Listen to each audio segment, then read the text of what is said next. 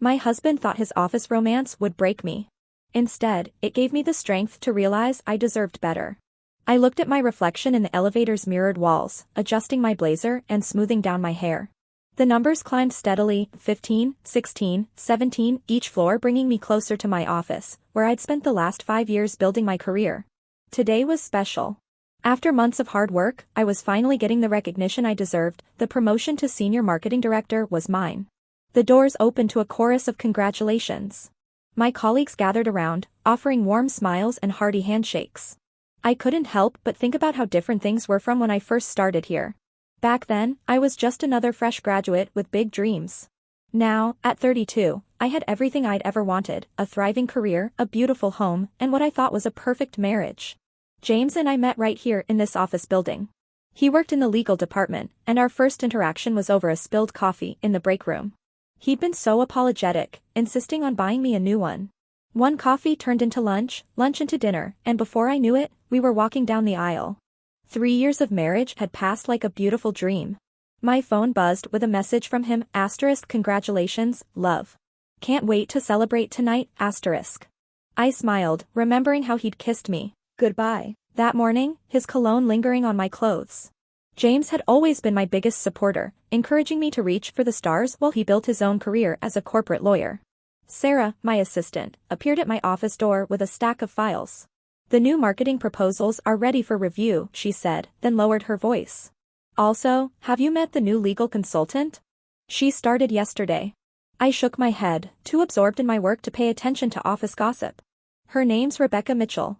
Transferred from the New York office. Everyone's talking about how qualified she is." I nodded absently, more focused on the upcoming presentation I needed to prepare. The quarterly meeting was in 2 weeks, and I wanted to prove that my promotion was well-deserved. Hours passed in a blur of spreadsheets and strategy documents until Sarah reminded me about the office celebration planned for that afternoon. The conference room was decorated with balloons and a congratulations banner. My team had arranged a small party to celebrate my promotion. James was there too, looking handsome in his navy suit. He handed me a glass of champagne, his fingers brushing mine. "To my brilliant wife," he said, raising his glass. Everyone cheered, and for a moment, everything felt perfect. That's when I first saw her. Rebecca Mitchell stood near the doorway, tall and elegant in a red dress that seemed a bit too fancy for a regular office day. Our eyes met briefly, and she smiled before walking over to introduce herself. "I've heard so much about you," she said, her voice smooth as honey. "James has been telling everyone about his amazing wife." Something about the way she said James's name made me pause, but I brushed it off. I was being silly, letting old insecurities creep in on what should be a happy day. James placed his hand on my lower back, a gesture that usually brought comfort but today felt different, almost possessive. The party continued, and I mingled with my colleagues, accepting their good wishes. From the corner of my eye, I noticed James and Rebecca engaged in what seemed like an intense conversation. She laughed at something he said, touching his arm briefly. A small gesture, but it sent an unexpected chill down my spine. Later that evening, as James and I got ready for our private celebration dinner, he mentioned Rebecca casually. "She's brilliant, you know. The firm practically begged her to transfer here. She'll be working closely with my team on the merger project." There was an enthusiasm in his voice I hadn't heard in a while. I pushed away the unease growing in my stomach.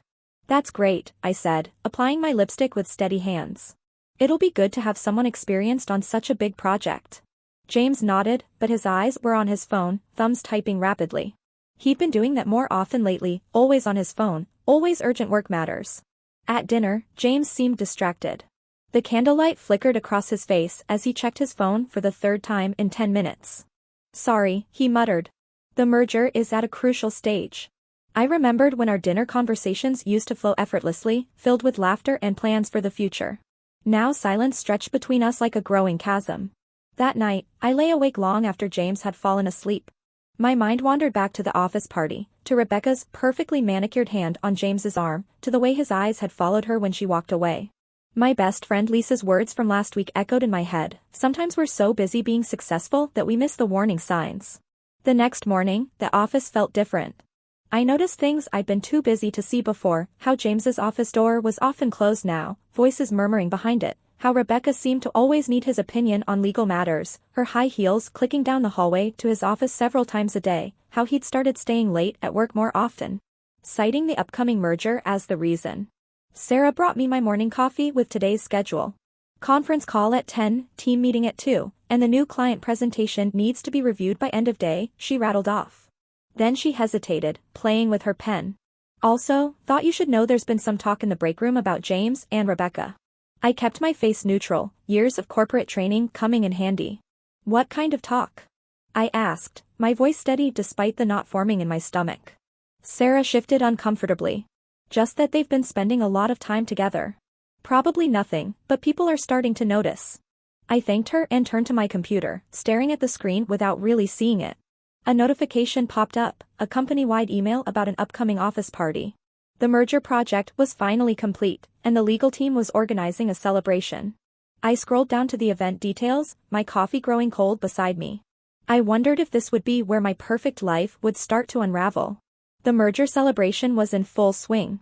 Music played softly in the background as people mingled, champagne glasses clinking. I watched from across the room as Rebecca leaned close to James, whispering something that made him laugh. His hand rested on her lower back, intimate and familiar in a way that made my stomach turn. I took another sip of champagne, maintaining my composed smile. 3 weeks had passed since I first noticed the changes in James, and each day brought new revelations, the late-night meetings that never seemed to end, the sudden business trips that came up with no warning, the way his phone would always be face down on the table. "You're handling this better than I would," Lisa whispered, appearing beside me. My best friend worked in HR, and nothing escaped her notice. If my husband was flirting with someone like that in public, I'd be causing a scene. I touched her arm gently, grateful for her support but determined to stay professional. "I'm not going to give them the satisfaction," I replied, my voice steady. "Besides, I need to be sure." But even as I said the words, I knew in my heart that something was very wrong. The James the first married would never have acted this way, would never have treated me with such casual disregard. That night, James came home late again. The smell of unfamiliar perfume clung to his shirt, mixed with alcohol and lies. "The team wanted to continue celebrating," he explained, not quite meeting my eyes. "You understand, right? It's been a tough project." I nodded, watching him disappear into the shower, leaving his phone on the bedroom dresser. I stared at the device, it screamed dark and tempting. I'd never checked his phone before, trust had always been the foundation of our marriage. But as I stood there, remembering the way he'd held Rebecca at the party, my fingers itched to know the truth. The phone buzzed with a new message. The screen lit up even from where I stood. I could read the preview, *, "Tonight was amazing. I miss you already, *. My hands trembled as I picked up the phone. There was no passcode. James had always said he had nothing to hide from me. How ironic that seemed now. The messages told a story I didn't want to read, flirtatious exchanges during work hours, late-night conversations when he was supposedly working, photos that made my heart stop. They'd been seeing each other for weeks, maybe longer. Every business trip, every late meeting, all lies. I took screenshots and sent them to my own phone, my movements mechanical and precise. Then I replaced his phone exactly where I'd found it, went to the bathroom, and threw up everything I'd eaten that day.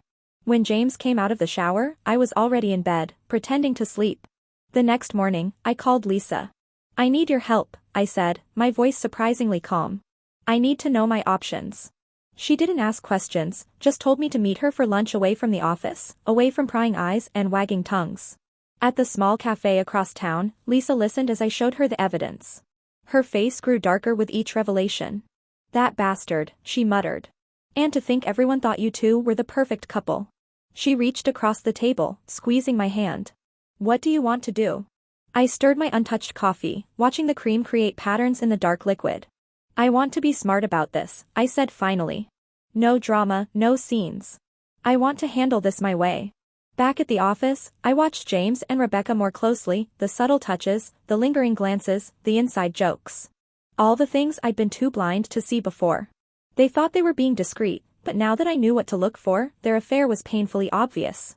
Sarah continued bringing me office gossip, though now she was more direct.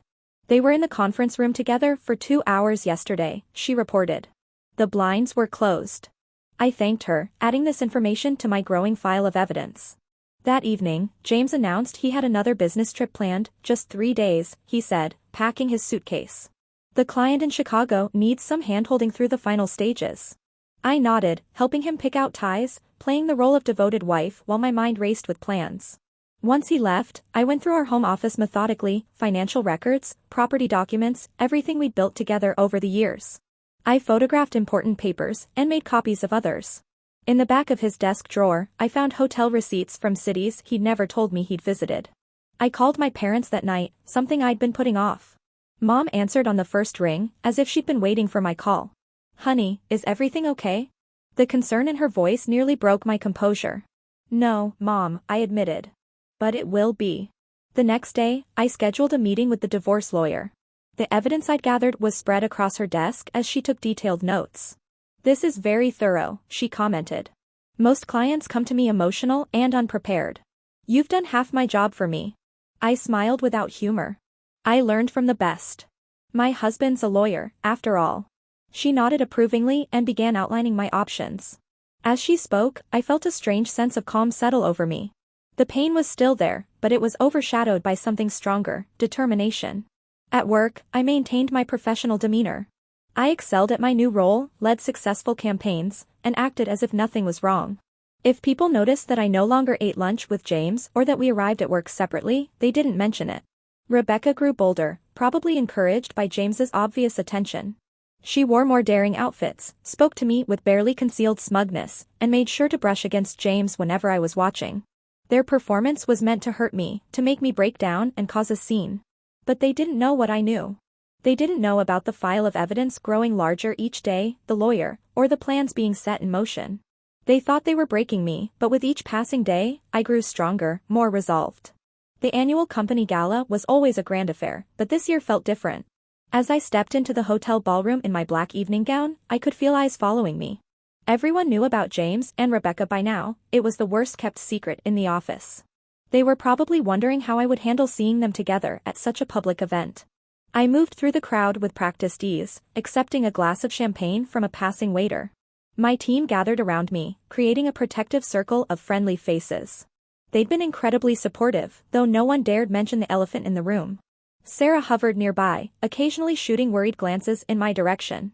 "You look stunning," Lisa said, appearing at my side in a red dress like a woman who's about to burn everything to the ground.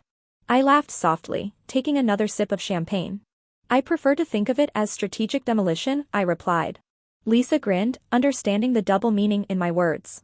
The room hushed slightly as James and Rebecca made their entrance. She wore a tight silver dress that caught the light, while he looked handsome in his tuxedo.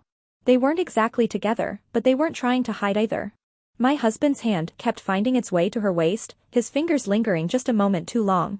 "I can't believe he has the nerve," Sarah muttered under her breath. I touched her arm gently. "It's fine," I assured her. "Everything is exactly as it should be." And it was. Every move they made, every public display of affection only added to the evidence I'd been collecting. The evening progressed with speeches and awards. Our company had had a record-breaking year, and the CEO was in high spirits. I accepted an award for my department's performance, my voice steady as I delivered my thank you speech. From the corner of my eye, I could see James and Rebecca whispering together at their table during dinner. They grew bolder, perhaps it was the wine or maybe they thought I was too defeated to care anymore. Rebecca leaned into James, feeding him bites from her plate. He whispered in her ear, making her giggle like a schoolgirl. The display was calculated to hurt me, to show everyone that he had moved on. I maintained my composure, engaging in pleasant conversation with those around me. The CFO asked about our latest marketing campaign, and I detailed our success with enthusiasm. Nobody would have guessed that under the table, my nails were digging into my palms so hard they left marks. The dancing began after dinner. I watched as James led Rebecca to the dance floor, pulling her close as they swayed to the music. They were putting on a show, and the entire room was their audience. People shot sympathetic glances my way, probably expecting me to run out in tears. Instead, I excused myself to the ladies' room, checking my makeup in the mirror. My reflection showed a woman in control, not a hint of the turmoil beneath the surface. The bathroom door opened, and Rebecca walked in, her silver dress catching the light. She smirked at me in the mirror. "Oh, I'm sorry," she said, not sounding sorry at all. "This must be so hard for you." I turned to face her, my expression neutral. "Actually, you've made things very easy for me," I replied calmly. Her smirk faltered slightly, uncertainty flickering in her eyes. When I returned to the ballroom, James and Rebecca were still dancing. He spun her around, both of them laughing as if they didn't have a care in the world. As the song ended, he pulled her close and kissed her deeply, right there in front of everyone. The room went silent, all eyes turning to me, waiting for the inevitable breakdown. James broke the kiss and looked directly at me, challenge written all over his face. He wanted a reaction, he wanted me to scream, to cry, to make a scene that would paint me as the hysterical wife. Instead, I smiled, a genuine, peaceful smile that seemed to unsettle him more than any outburst would have. I raised my champagne glass in their direction, took a sip, and turned back to my conversation with the CFO. The silence in the room slowly gave way to murmurs of confusion. Lisa appeared beside me, concern etched on her face. "Are you okay?" she whispered. I nodded, still smiling. "Better than okay," I replied. They just made tomorrow so much easier. The rest of the evening passed in a blur of dancing, drinking, and forced gaiety. James and Rebecca continued their performance, growing more obvious as the night wore on. By the time the gala ended, there wasn't a person in the room who hadn't witnessed their behavior. As I waited for the valet to bring my car, I overheard two board members talking. "Disgraceful display," one muttered. "Right in front of his wife." The other shook his head. "Never thought James would be so unprofessional. Wonder what this will do to his chances for partner." I drove home alone, the city lights blurring past my window. James wouldn't be coming home tonight, he hadn't for weeks. But that was fine. Everything was proceeding exactly as planned. His public display of affection with Rebecca was the final piece I needed. In my home office, I opened my laptop and began composing emails, one to HR, one to the board of directors, and one to James's law firm. Each email was carefully worded, professional and factual, detailing the inappropriate relationship between a senior lawyer and his subordinate. I attached photos, screenshots, and witness statements I'd collected over the weeks. The final attachment was a video from tonight's gala showing their very public kiss. Then I scheduled the emails to send first thing Monday morning. Opening my safe, I pulled out the manila envelope my lawyer had prepared. Inside were divorce papers, already filled out and ready to be served. I ran my fingers over the documents, feeling a sense of peace settle over me. James thought his kiss would break me. Instead, it had given me exactly what I needed. I changed out of my gown and climbed into bed, sleeping better than I had in weeks. Tomorrow would be interesting, but tonight I could rest easy knowing that the trap they'd set for themselves was about to snap shut. Monday morning arrived with a storm of chaos. I walked into the office early, before most people arrived, and settled at my desk with a cup of coffee. Right on schedule, at 8 a.m. sharp, my pre-scheduled emails went out. By 8:05, my phone started buzzing with messages. The first call came from HR. "We need to discuss the evidence you've submitted," the director said, her voice carefully neutral. "Of course," I replied calmly. "I've cleared my morning schedule." As I hung up, I could see people rushing toward the executive floor. The show was about to begin. James arrived at 8:30, looking smugly satisfied from the gala events. He hadn't checked his work email yet, he never did until after his morning coffee. I watched through my office window as he strolled to the break room, Rebecca following close behind. They thought they were still in control of the narrative. At 8:45, James's phone started ringing. From my office, I could see him frowning at the screen, then rushing back to his desk. Rebecca hovered nearby, her face growing increasingly pale as she read over his shoulder. The smug smiles from moments ago vanished, replaced by looks of panic. Lisa appeared in my doorway. "The board is in an emergency meeting," she reported. "And the managing partners from James's law firm just arrived."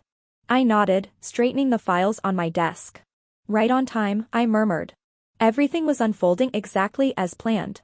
The divorce papers sat in my briefcase, waiting for the perfect moment.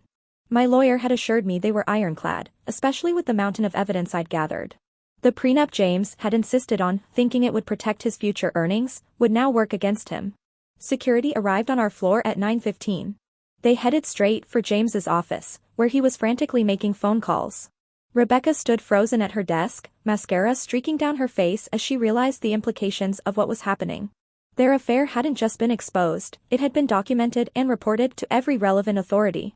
I met with HR at 10 o'clock. The director looked uncomfortable as she reviewed the evidence. "This is very serious," she said. "The company has strict policies about relationships between supervisors and subordinates." I nodded, maintaining my professional demeanor. "I understand." I felt obligated to report it, given my position in the company.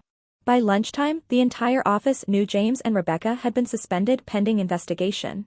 The law firm's managing partners had spent 2 hours in the conference room, their faces growing grimmer by the minute. Workplace relationships weren't just frowned upon in legal circles, they could destroy careers. My phone buzzed with a message from James. "What have you done?" I didn't reply. He'd find out soon enough. Instead, I focused on the email from my lawyer, confirming that everything was proceeding as planned. The divorce papers would be served within the hour. At 1:30, I was called into a meeting with the board. They wanted to assure me that the situation was being handled appropriately. "We value your contributions to this company," the CEO said, "and we appreciate you bringing this to our attention in such a professional manner." I thanked them graciously, playing the role of the dedicated employee who'd been wronged but remained professional. James was escorted out of the building at 2 o'clock. He stood in the lobby, face twisted with anger, as security watched him pack up his personal items. That's when the courier arrived with the divorce papers. The timing couldn't have been more perfect. A small crowd had gathered to watch his departure. "You've been served," the courier announced loudly, handing James the thick envelope. He stared at it, then at me as I descended the stairs. For the first time, I saw fear in his eyes. He finally understood that while he'd been playing games, I'd been playing chess. "How could you do this to me?" he demanded, his voice cracking. "To your career, your reputation." I smiled, the same peaceful smile I'd worn at the gala. "No, James," I said. "You did this to yourself. I just made sure everyone saw it." Rebecca appeared behind him, her face streaked with tears. "They're firing me," she whimpered. "My career is ruined." James didn't even turn to look at her, too busy flipping through the divorce papers with trembling hands. His face went pale as he reached the section detailing his infidelity and its professional consequences. "The prenup," he whispered, realization dawning. "You used my own prenup against me." I nodded, remembering how proud he'd been when he presented it to me before our wedding. "Clause 27, I quoted. Infidelity resulting in professional damage nullifies all protective provisions." The lobby had grown silent, everyone watching our exchange. James looked around, suddenly aware of their attention. "This isn't over," he threatened weakly. "I'm a lawyer. I'll fight this." I shook my head, almost pitying him. "No, James. You're a lawyer. After today, you'll be lucky if you can practice law anywhere in this state." I turned to leave, then paused. "Oh, and the house keys," I held out my hand expectantly. "The locks have been changed, but I'm sure you'd like to maintain appearances." His hands shook as he dropped the keys into my palm. The sound they made hitting my hand echoed in the silent lobby as I walked away. I heard Rebecca's voice rise in hysteria. "What about me? What am I supposed to do now?" James's response was lost in the murmur of spectators, but I didn't need to hear it. Their relationship, built on stolen moments and lies, wouldn't survive this fall from grace. Back in my office, I closed the door and took a deep breath. My phone was flooded with messages from friends, family, colleagues, everyone wanted to know if I was okay. I smiled, looking out at the city's skyline. I was better than okay. I was free. Lisa knocked and entered without waiting for a response. "That was the most beautifully executed takedown I've ever seen," she said, setting 2 cups of coffee on my desk. "How long did you plan this?" I picked up my cup, enjoying the warmth. "Since the first screenshot," I replied. "Never start a war unless you know you can win it." 6 months passed like a gentle breeze. The divorce was finalized faster than anyone expected. James didn't have the courage or the resources to fight it. His reputation in the legal community was shattered, and the last I heard, he'd moved back to his hometown to work at a small-town law firm. I sat in my new corner office, watching the sunset paint the sky in shades of orange and pink. The promotion to executive marketing director had come as a surprise, though Lisa insisted it was well-deserved. "They know talent when they see it," she said, "and you handled that whole mess like a true professional." Rebecca had disappeared from the corporate world entirely, according to office gossip. She tried to reconcile with James after they were both fired, but he blamed her for his downfall. Their great love story had crumbled under the weight of real consequences. Last I heard, she was working as a waitress in a small diner, telling anyone who would listen about her former life as a legal consultant. My phone buzzed with a message from my mother. "Dinner still on for tonight?" I smiled, typing back a quick confirmation. My parents had been my rock through everything, never once saying "I told you so," even though they'd had their doubts about James from the beginning. As I gathered my things to leave, Sarah appeared in my doorway. She'd been promoted to marketing manager, filling my old position. "The new campaign numbers are in," she said, grinning. "We've broken all previous records." I wasn't surprised. My team had become stronger than ever, united by the events they'd witnessed. The restaurant my parents chose was one of my favorites, a cozy Italian place with private booths and excellent wine. Mom hugged me tight when I arrived. "You're glowing," she said, studying my face. "Freedom looks good on you." Dad squeezed my shoulder, his eyes proud. Over pasta and wine, we talked about everything and nothing. Mom mentioned running into James's mother at the grocery store. "Poor woman looked awful," she said. "Apparently, James is drinking too much and blaming everyone but himself for what happened." I twirled pasta around my fork, feeling nothing but distant pity. "He made his choices," I said simply. "Now he has to live with them." My father raised his wine glass. "To choices and consequences," he toasted. We clinked glasses, and I felt warmth spread through my chest that had nothing to do with the wine. After dinner, I took a detour on my way home, driving past the house James and I had once shared. I'd sold it 2 months ago, using the money to buy a sleek downtown apartment with floor-to-ceiling windows and a view of the city. The new place had no memories of betrayal, no echoes of broken promises. My phone buzzed again, a message from an unknown number. It was from James, *, "I miss you. I made a mistake. Can we talk, *?" I deleted the message without replying. He'd sent similar texts every few weeks, each one more desperate than the last. I had nothing left to say to him. Back at my apartment, I kicked off my heels and poured myself a glass of wine. The city lights twinkled below, and I could see my reflection in the window, a woman who had turned betrayal into triumph.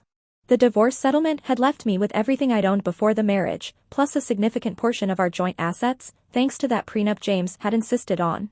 Lisa called as I was settling onto my balcony. "You'll never guess who I saw today," she said without preamble. "Rebecca." She was serving coffee at that diner near the courthouse. She tried to pretend she didn't recognize me. I could hear the satisfaction in Lisa's voice. "Karma really is a beautiful thing. How's the dating scene?" she asked, changing the subject. I laughed. Several men from the office had asked me out since the divorce, but I wasn't ready. "I'm enjoying being single," I told her. "For the first time in years, I don't have to consider anyone else's feelings or plans. It's liberating." The next morning, I had a meeting with the board. They wanted to discuss expanding our marketing department internationally. As I presented my proposals, I caught a few admiring glances from the male board members, but they were professional, respectful. My reputation for handling the James situation had earned me a new kind of respect. After the meeting, the CEO pulled me aside. "We're lucky to have you," he said. "The way you handled that unfortunate situation showed us exactly what you're made of. We need people like you in leadership." I thanked him, remembering how different things had been just 6 months ago. That evening, I attended a charity gala, the same one where James had kissed Rebecca so publicly. This time, I walked in alone, confident in a red dress that turned heads. Several colleagues came over to chat, and I found myself enjoying the evening in a way I never had when I was worried about James's wandering attention. A handsome executive from another company asked me to dance. As we moved across the floor, he mentioned hearing about my marketing successes, not a word about the scandal. My professional reputation had completely overshadowed the drama of my personal life. Later that night, as I got ready for bed, I found an old photo of James and me in a drawer.